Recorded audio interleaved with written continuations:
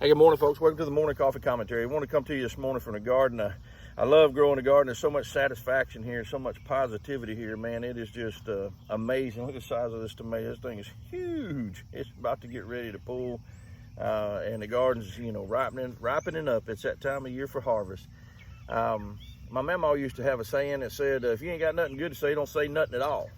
And that's a very good thought process. A simple, simple thought, but easy to clearly understand.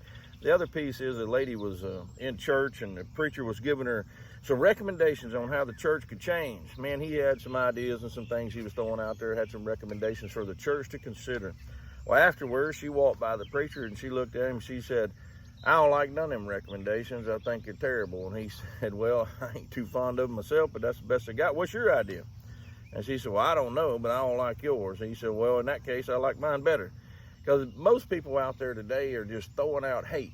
They're throwing out, your political party is terrible, and, your candidate's terrible, and your people groups are terrible, and the entire groups of work,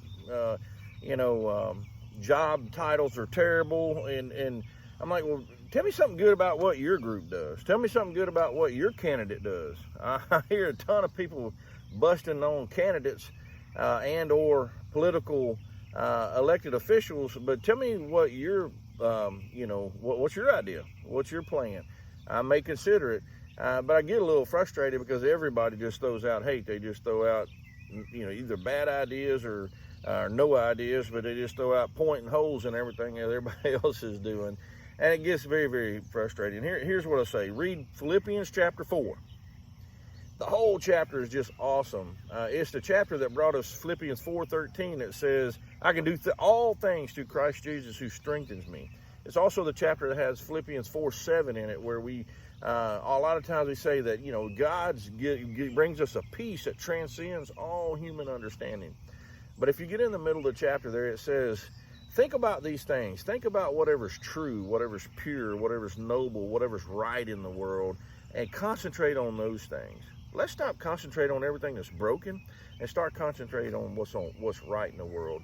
The Bible's clear that if you concentrate on what's broken all the time, you're not going to be able to advance very far in life. World sure could use a little good news today.